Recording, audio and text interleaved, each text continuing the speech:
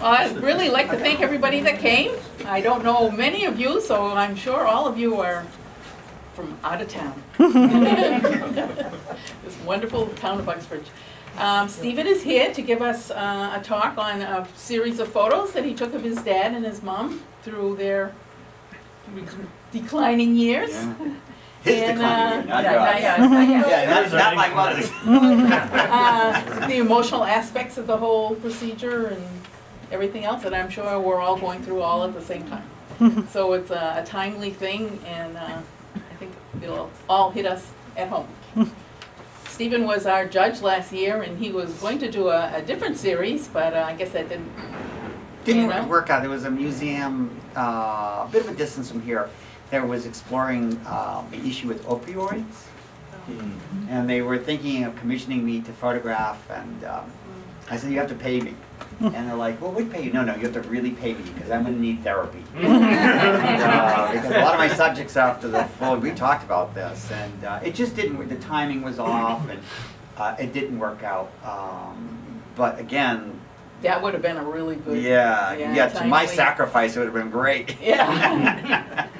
Yeah, it would have been a tough subject to approach because it's something that once you get into it, it's really hard to break. So. It made me think a lot because right away my mind went into this, like, what's it all about? And every morning I walk my dog Stella, and there's a guy that's not far from where we live that's in the woods down Columbus Park, and he has one of those metal detectors. And I noticed walking the dog, which is really dangerous these days because there's needles everywhere. And I said to Michael, the guy with the detector, I'm like, how do you deal with the needles? He said, I wear really thick army boots. And I thought, well, thick army boots, that's opioids. And then there was Chameleon, a restaurant on Shrewsbury Street that closed down suddenly because they was selling. And then Donna right here is always on the police scanner, and it's like every hour, right? You're getting one of these calls about giving Narcan to people, and we lost on our north side of our house across the street somebody to opioids, and on our east side of our house we lost somebody to opioids a few years ago. So it's literally hit home, and again, it's just really bad. It might be something I do anyways, and a very kind of a slower way of thinking it through. But so we went with photographing my father succumbing to Alzheimer's for you would say all his entire life. Well,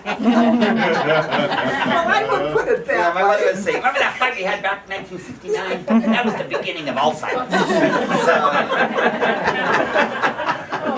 That's your dad, your choice. Yeah, I love him. I love you dearly, but you write these things down because you can't believe it. So, why don't you get started? Start in right in on it. All right, I put together, all right, so my father passed away, and I'll open up with the first slide in 2009. And this, I'm going to begin with the end because we know it ends not well. So, and I'll bring this up to full frame. Hold on.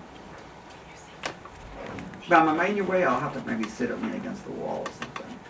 Let's see. Hold on. Slideshow. From the beginning. There we go. You know what? Is that big enough? Can you see that? Oh, yeah. You made it a little higher? Yeah, I can make it, I think, a little higher, and I think also I can make it, I think they're going to be smaller. I thought that'd be the whole screen. But, so let's just even bring it up a little bit.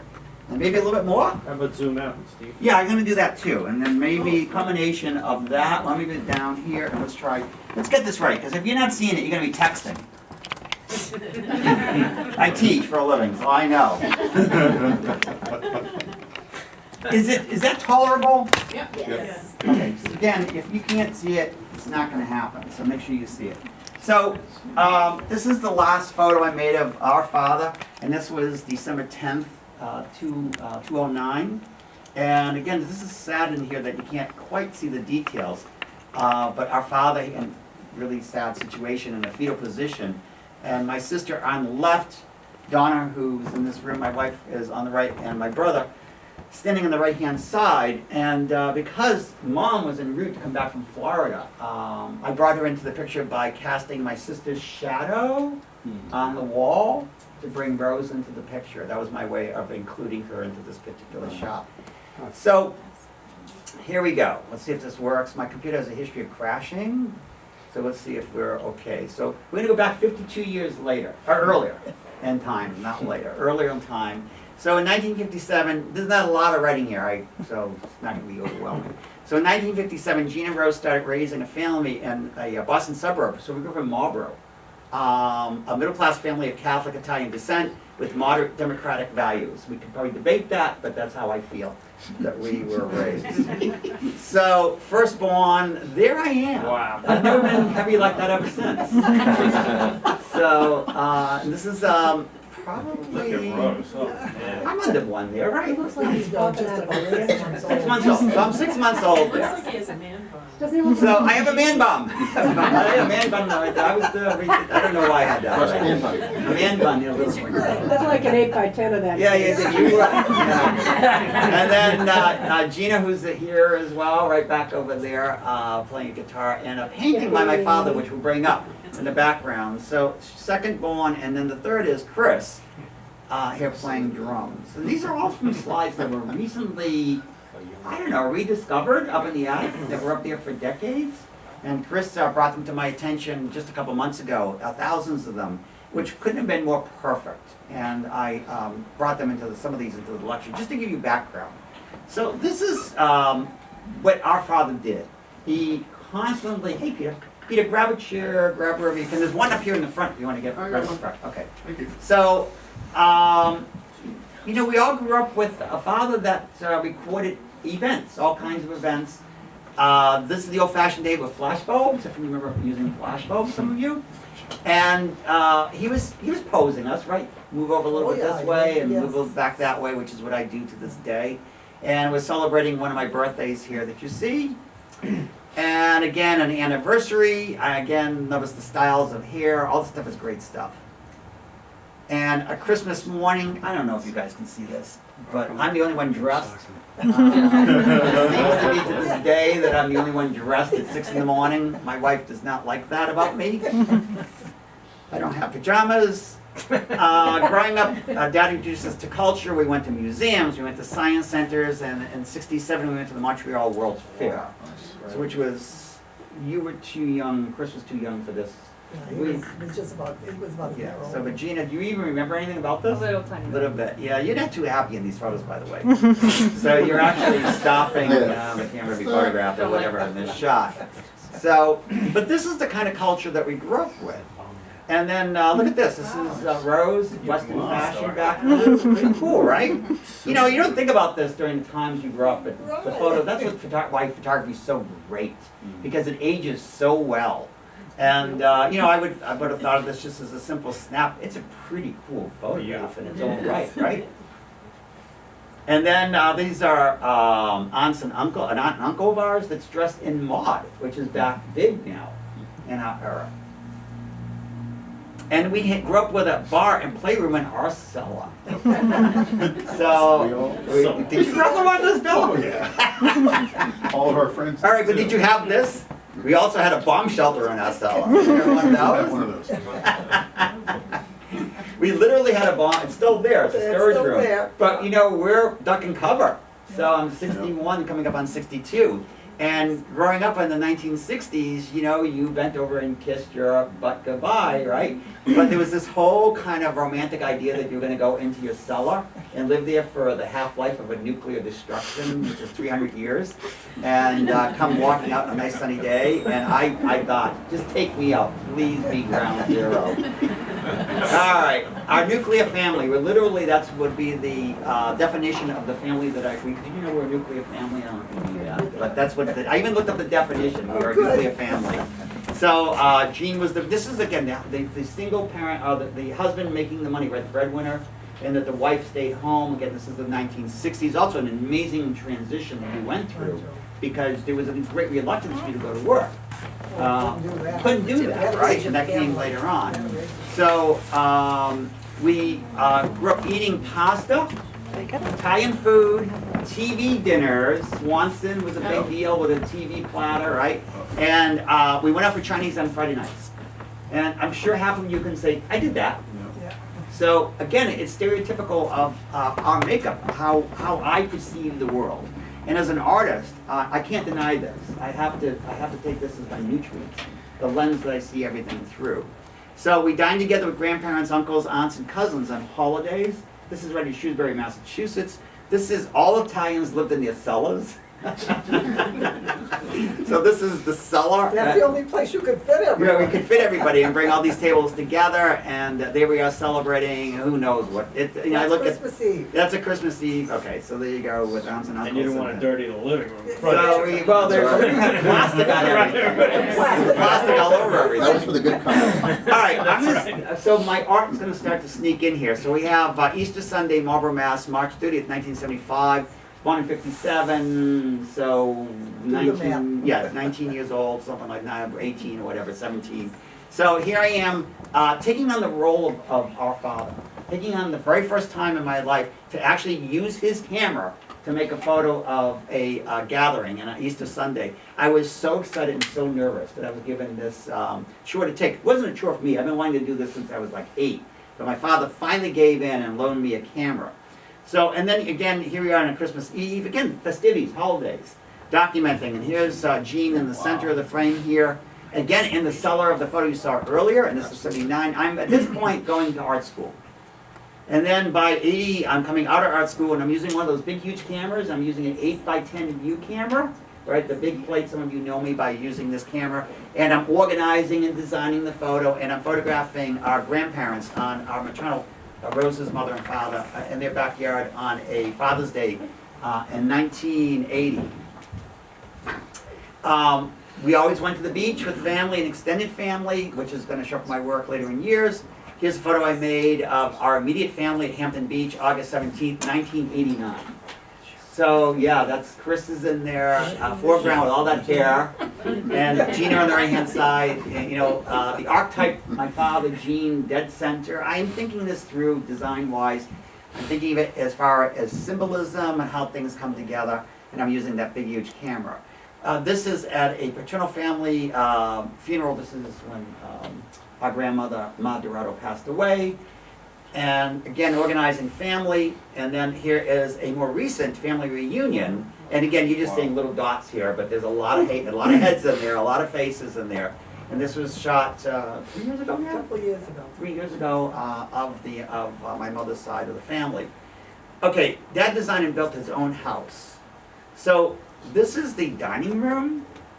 This is still looks pretty much like this to this day. So the house is really stunning, and it takes friends and family that visit infrequently, like when Mark came, who's an architect, who is a second cousin, to say, "Oh my God, are you documenting this house? It's just a house. It's not just a house." So here I am documenting our living room, our dining space. That's the table that we had celebrated our holidays. You've already seen some pictures. It is a fulcrum, a point in my development as a kid, as an artist, that everything always came back to that oval of a shape, that table, walking around it, putting my finger along the edge of it, and thinking about, you know, this is a crazy kid, right? Thinking about life and possibilities, but there was something symbolic about this table in this room and that beautiful window. You can see it reappear over and over and over.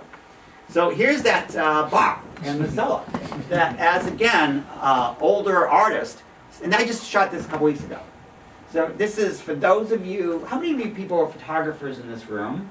So about a good third. So for those of you who are photographers, this is about a 20-minute exposure with an 8x10 view camera. Stopped down to f90. Wow. So that I didn't want to change anything in the room. I actually added a flashlight down below the light that you see behind the bar. I just opened up, I just turned on a flashlight to illuminate that area, but other than that, it's just accumulating light. Just accumulating light and accumulating light to see what the camera could find in the deep shadows of that room. Because we all, I'm looking at my sister, it's pretty dark in that space, even on a good day. But by leaving the camera open for a really long time to accumulate light, it shows you things that are there that only the camera can see. And I was very pleased with this. It gave it the magic that we feel, as opposed to actually physically and literally see. This is the front entrance, and this is like Christmas my mother coming back and decorating it. All right, my father worked as a graphic artist for the Massachusetts Department of Public Works, DPW. He made art that looked like this at his job, and architectural designs that looked like this at work, that were built to look like this. Wow. And Gina, that's actually, I think that's me and that's you in that shot. And I guess, Mom, that's you also there in the background. So we would drive to these locations to see our father's architectural drawings come true. So here he is, at home he made art that was focused on family. So that's me in Jean's lap, and I'm actually physically touching the drawing, which is pretty bizarre that they let me do that. That to this day still hangs in the living room, right? It's Oh, still there. yes, Yeah, yeah. it's still there. It's like, it's become wallpaper after 60 years, but it's still there. And then a painting of our grandfather, Rose's father. Okay, at a very early age, he was hopeful that I would become an architect, or at least an artist. Dad is holding me here in the shot. I'm holding his 8mm movie camera. There I am, at about maybe 2. Yeah, something like that, right?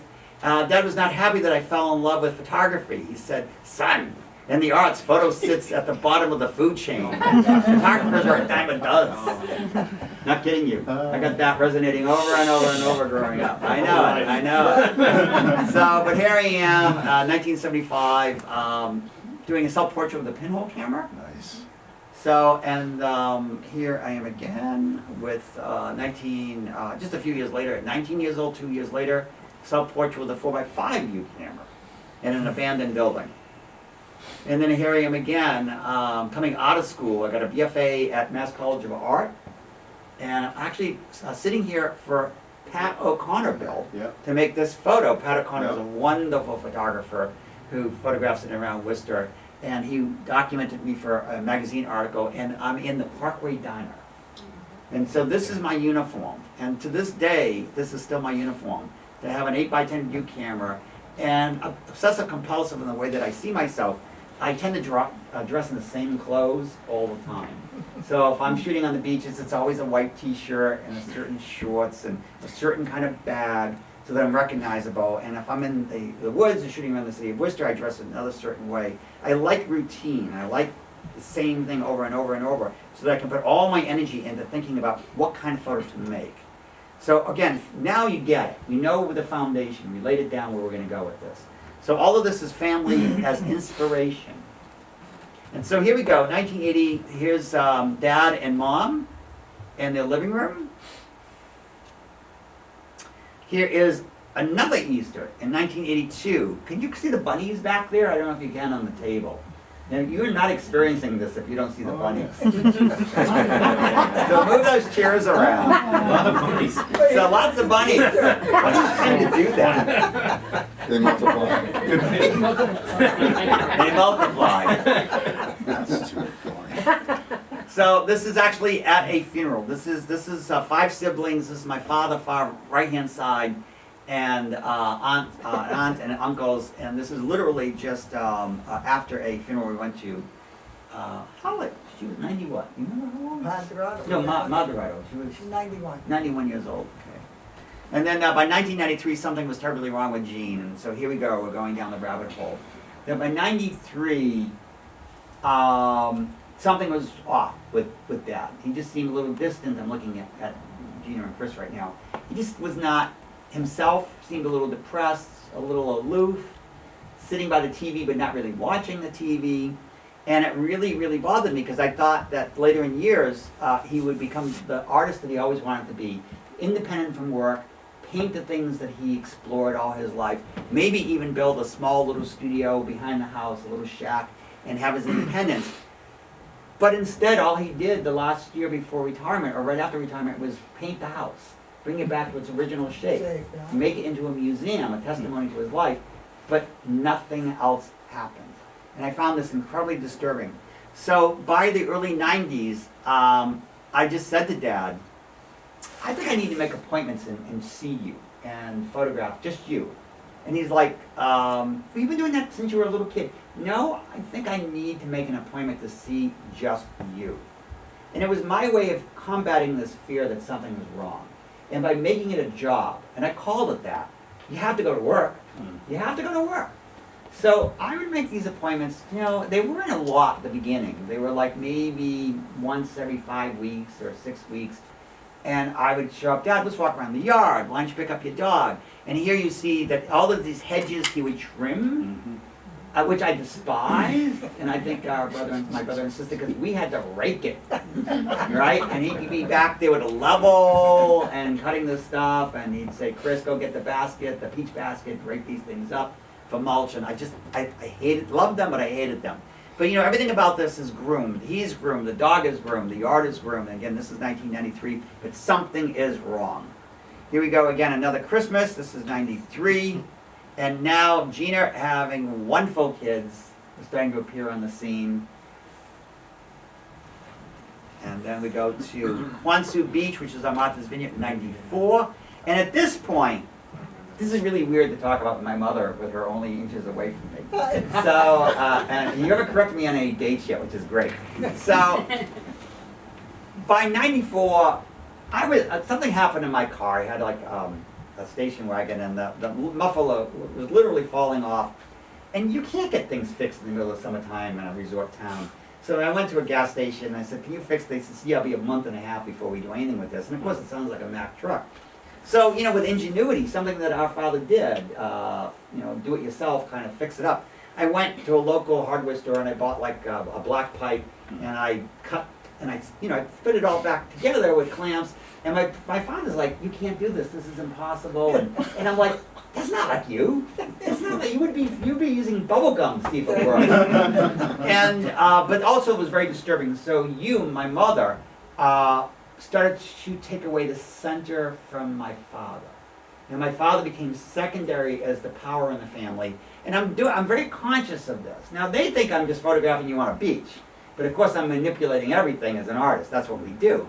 So here we see my mother now becoming central. And anybody who's into cinematography, into movies, into the mezzanine, I'm blocking them by being on the right-hand side. That I'm not letting them go. I'm holding on to them. And again, we're all appearing, we're looking at the camera, we're looking at you for judgment. So there's that shot. And then Dad has his first stroke, and this is at UMass Hospital, room 407, May 19th, 1998. For those of you who know Stephen DiRado, the playwright, I was actually in New York City celebrating the opening of one of his plays. When I got the call, come home, Dad had a stroke. So I came back, and I walked in with my 8x10 camera into the hospital. Nobody back then cared. They just let me walk right in. That's very different now. And walked right up to the room, and I spent the next 3 days with Gene. And here, I had him present himself to the camera. I use one of those little bulbs, squeeze bulbs. It's like a 20-foot line. You squeeze it and it sets the camera off. So a lot of times when you're seeing me in photos, that's what I'm actually doing. In this case, I'm stepping on it to set it off. Not only am I stepping on the cable, I'm having an old-fashioned flash bulb go off as well. They throw a lot more light out than the modern strobes that you have today, and they only weigh the amount of a flashlight. They're very lightweight, and again, the enormous amount of power. What I'm doing here is Gene is still there, he's still with us, and he's looking at the camera, he's presenting. Remember, food and tables are a big deal to me, but also I'm in the background dealing with, trying with the saran wrap to take a sandwich apart to get to it. But it's also a metaphor for me of that struggle, that frustration. So now, during the recovery from the stroke, Dad told me he might have this disease they call Alzheimer's. And this is a time, again, in 98, where it was just making it. It was just on the news all the time. You were always reading about this Alzheimer's thing. It wasn't dementia anymore. It actually had a name to it. And so, when he said that to me, I was worried for him. And I asked Dad to count to 10. And he thought how foolish. He made it to 7 and stopped. And that was, there's all these little hurdles that I have to jump over. Do I keep photographing them? Do I keep recording this? Oh my God, now we might have this thing called Alzheimer's. Am I really going to define that with my photos? Am I really going to go there?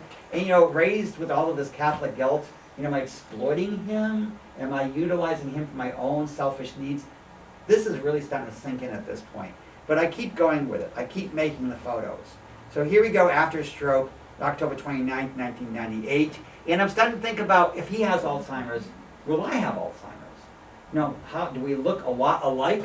Are there differences? Look at our hand. And then this is in Boynton Beach, Florida, where you've been going for decades. So my mother and my father would go down mid-fall and come back in May, and I'd fly down and photograph them there. And this is a situation when I think Mom or Rose was driving into the carport, and her headlights hit Dad from the Frankenstein spooky point of view. And I recreated that minutes later by just taking one of my flash bulbs and putting it on the ground. Because again, very foreign to me. Who is this? Sometimes he was there, but he wasn't there. This is your father. This is a person that you clinged on to every word. And for all of the safeness in the world came from your parents, particularly from your father. And so I was seeing him as something else at this point. And then even at the dinner table, he's more and more isolated. That he's out of frame to the left-hand side. I'm still holding everybody in on the right-hand side. All I did was tell my family at this particular moment to just feel like somebody walked in from the door to say hello. So we're play acting here, I'm directing them. And I'm not looking at my father, but I was very curious to see how he would respond. And again, he's kind of there still. He's still playing along. Also the scrim, it's not a scrim, but it's those screens with those summer homes in the background. They're not three-dimensional, they're flat. So again, it's almost like something on a stage that you see here. The things aren't quite 3D anymore. They're almost like play acting in a theater. And then what we see here by 2003, at this point, so we would tell you, go away for the weekend. Right. Because my mother's blood pressure was not even on the chart. It was something like 4,000 over 556. It was like the 25-hour day. And so with the love, and with great honor, my brother and sister, the three of us played tag team, we daddy sat. And we'd come in and rotate weekends through. And here's our father, isolated in my bed, or your bed, Chris's bed, because we had two single beds in this bedroom. And we isolated him because he was becoming confused, he was urinating on the floor. And so all the rugs were eliminated from the room.